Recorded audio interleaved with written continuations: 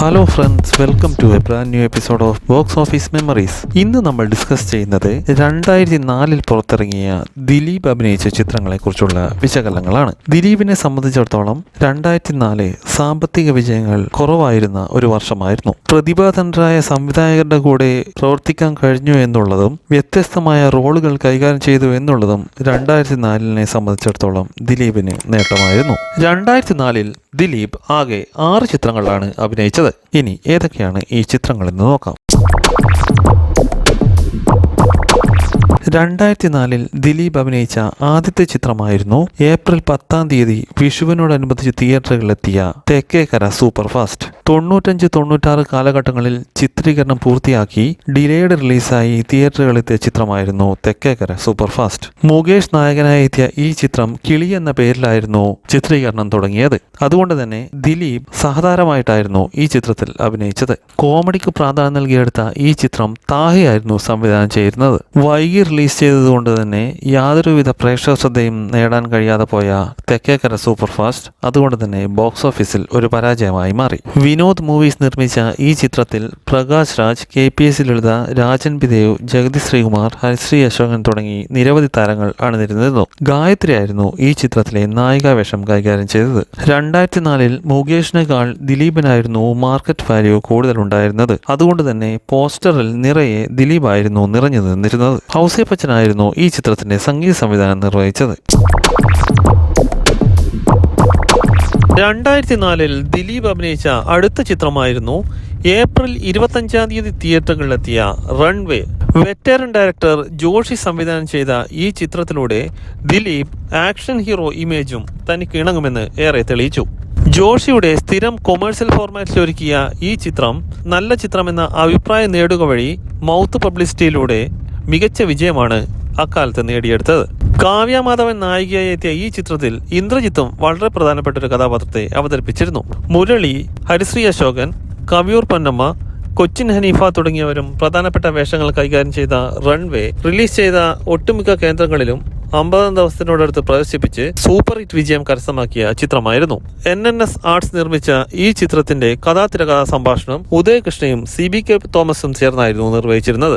ദിലീപ് അവതരിപ്പിച്ച വാളിയാർ പരമശിവം എന്ന കഥാപാത്രം ദിലീപിന്റെ ആക്ഷൻ ഹീറോ പരിവേഷത്തിന് വേറിട്ടൊരു മാനം നൽകിയ കഥാപാത്രമായിരുന്നു. ഭാവന ഒരു ഗാനത്തിൽ ഗസ്റ്റ് റോളിലെത്തിയ ഈ ചിത്രത്തിന്റെ സംഗീത സംവിധാനം സുരേഷ് പീറ്റേഴ്സ് ആയിരുന്നു നിർവഹിച്ചിരുന്നത്. 2004 ദിലീപ് അഭിനയിച്ച അടുത്ത ചിത്രമായിരുന്നു ഓഗസ്റ്റ് 20 ഓണത്തിനോടനുബന്ധിച്ച് തിയേറ്ററുകളിലെത്തിയ പ്രിയദർശന്റെ വെട്ടം. ദിലീപ് ആദ്യമായി പ്രിയദർശന്റെ ചിത്രത്തിൽ മുഴുനീള നായക വേഷത്തിലെത്തിയ ഈ ചിത്രം കോമഡിക്ക് പ്രാധാന്യം നൽകിയെടുത്ത ഒരു ഫെസ്റ്റിവൽ എൻ്റർടൈനറായിരുന്നു.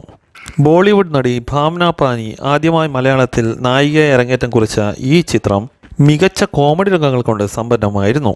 കലാഭവമണി, ഇന്നസെന്റ്, ജഗതി ശ്രീകുമാർ, നെടുമുടി വേണു, ജനാർദ്ദനൻ തുടങ്ങി അക്കാലത്തെ ഒട്ടുമിക്ക കോമഡി താരങ്ങളും അണിനിരന്ന വെട്ടം കോമഡി ചിത്രങ്ങൾ ഇഷ്ടപ്പെടുന്ന പ്രേക്ഷകർക്ക് ഏറെ സംതൃപ്തി നൽകി. എന്നിരുന്നാലും ഓണത്തിനിറങ്ങിയ മറ്റ് സൂപ്പർ താര ചിത്രങ്ങളുടെ ഇടയിൽ വെട്ടത്തിന് വേണ്ട രീതിയിൽ ബോക്സ് ഓഫീസിൽ കളക്ട് ചെയ്യാൻ സാധിച്ചില്ല. അതുകൊണ്ട് തന്നെ ഒരു ക്ലീൻ ഹിറ്റായി മാറാൻ വെട്ടത്തിന് കഴിഞ്ഞില്ല. 2004 ആവറേജ് വിജയം കൈവരിച്ച ചിത്രങ്ങളുടെ പട്ടികയിലാണ് വെട്ടത്തിന്റെ സ്ഥാനം. പ്രിയദർശൻ, ഉദയ് കൃഷ്ണ, CBK തോമസ് എന്നിവർ കഥാതിരകഥാ സംഭാഷണം ഒരുക്കിയ ഈ ചിത്രം ബേണി ഇഗ്നിഷ്യസ് സംഗീത സംവിധാനം നിർവഹിച്ച അതിമനോഹരമായ ഗാനങ്ങൾ കൊണ്ട് ഏറെ ശ്രദ്ധ നേടി. രേവതി കലാമന്ദിറായിരുന്നു ഈ ചിത്രം നിർമ്മിച്ചത്. 2004 ദിലീപ് അഭിനയിച്ച അടുത്ത ചിത്രമായിരുന്നു നവംബർ 11 തിയേറ്ററുകളിലെത്തിയ കഥാവശേഷൻ. TV ചന്ദ്രൻ സംവിധാനം ചെയ്ത ഈ ചിത്രം ദിലീപ് എന്ന നടന്റെ അഭിനയ മികവിനെയാണ് ഏറെ മുൻതൂക്കം നൽകിയത്. ജ്യോതിർമയി നായികയായി എത്തിയ കഥാവശേഷൻ നല്ല ചിത്രമെന്ന അഭിപ്രായം നേടിയെങ്കിലും ബോക്സ് ഓഫീസിൽ യാതൊരു ചലനവും ഉണ്ടാക്കിയില്ല. അവാർഡ് ചിത്രമെന്ന ലേബൽ പുറത്തിറങ്ങിയതാണ് ഈ ചിത്രത്തിന് വിനയായത്. TV ചന്ദ്രൻ കഥാതിരകഥാ സംഭാഷണം ഒരുക്കിയ ഈ ചിത്രം അതുകൊണ്ട് തന്നെ 2004 ദിലീപിൻ്റെതായി പുറത്തിറങ്ങിയ രണ്ടാമത്തെ പരാജയ ചിത്രമായിരുന്നു.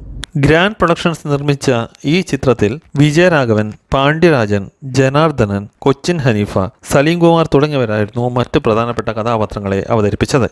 M ജയചന്ദ്രനായിരുന്നു ഈ ചിത്രത്തിന്റെ സംഗീത സംവിധാനം നിർവഹിച്ചത്.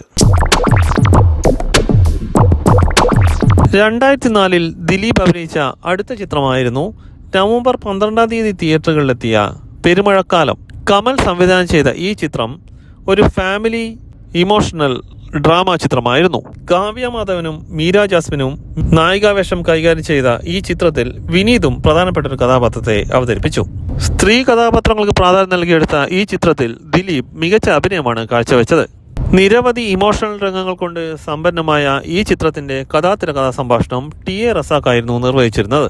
കുടുംബ പ്രേക്ഷകർക്ക് സംതൃപ്തി നൽകിയെങ്കിലും പെരുമഴക്കാലം ബോക്സ് ഓഫീസിൽ വേണ്ട രീതിയിൽ ശോഭിച്ചില്ല. അതുകൊണ്ട് തന്നെ ആവറേജ് വിജയം കൈവരിച്ച ചിത്രമായിരുന്നു പെരുമഴക്കാലം. സലിം പടിയത്ത് നിർമ്മിച്ച ഈ ചിത്രത്തിൽ ബിജു മേനോൻ, ബാബു നമ്പൂതിരി, കലാശാല ബാബു, മാമുക്കോയ തുടങ്ങിയവരായിരുന്നു മറ്റു പ്രധാനപ്പെട്ട കഥാപാത്രങ്ങളെ അവതരിപ്പിച്ചത്. എം ജയചന്ദ്രനായിരുന്നു ഈ ചിത്രത്തിന്റെ സംഗീത സംവിധാനം നിർവഹിച്ചത്. 2004 ദിലീപ് അഭിനയിച്ച അവസാനത്തെ ചിത്രമായിരുന്നു ഡിസംബർ 16 ക്രിസ്മസിനോടനുബന്ധിച്ച് തിയേറ്ററുകളിലെത്തിയ രസികൻ. ലാൽ ജോസ് സംവിധാനം ചെയ്ത ഈ ചിത്രം കോമഡിക്ക് പ്രാധാന്യം നൽകിയെടുത്ത ഒരു ഫാമിലി എന്റർടൈനർ ചിത്രമായിരുന്നു. മീശ മാധവൻ എന്ന മെഗാ ഹിറ്റ് ചിത്രത്തിന് ശേഷം ലാൽ ജോസും ദിലീപും ഒരുമിച്ച ഈ ചിത്രം അതുകൊണ്ട് തന്നെ മികച്ച ഹൈപ്പിലായിരുന്നു തിയേറ്ററുകളിലെത്തിയിരുന്നത്. എന്നാൽ ആ ഹൈപ്പിനൊത്ത അഭിപ്രായം നേടാതെ പോയ രസികൻ അതുകൊണ്ട് തന്നെ ബോക്സ് ഓഫീസിൽ സാമ്പത്തികമായി പരാജയപ്പെട്ട ഒരു ചിത്രമായിരുന്നു.